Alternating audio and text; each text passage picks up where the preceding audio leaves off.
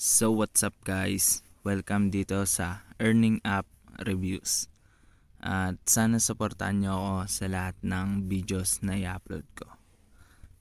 May tuturo ako sa inyong app na pwedeng makapagtanggal ng watermark.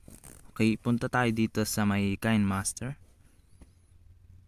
Then click continue, create new. Then pindutin nyo yung 16:9. Yan, click the X. Then piliin nyo lang kung anong video yung i-upload nyo.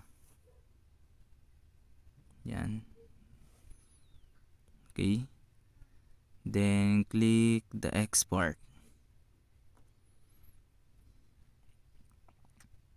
Then ang pinipili ko dito FH 1080p. Then 24 cinema. Okay. Click nyo lang export nun guys. Yan. Wait nyo lang siya guys.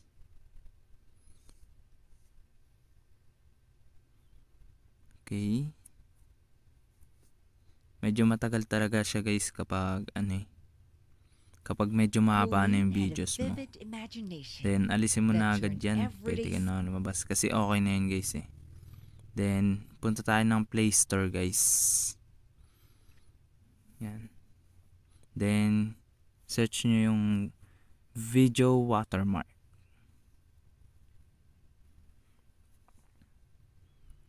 Yan guys. Click nyo yan guys. So yung watermark remover logo eraser.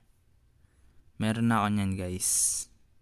Pinakita ko lang sa inyo para mabilis nyong mahanap at alam nyo kung anong i-research nyo.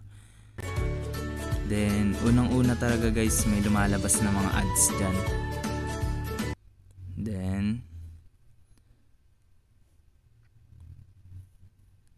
click the X guys. And click the crop. Yan. Then piliin nyo na yung gusto nyong tanggalan ng watermark. Ayan no. Medyo malaki talaga siya para sinasadya niya yan para pag kinrap mo ang video mo kasama yung watermark. Then click the export no. Yan. Guys, kinrap ko na lang para mabilis nating So yan. Pagkatapos kusa yan lalabas, may ads ulit. Then click skip. Then click nyo lang X. At yan na guys.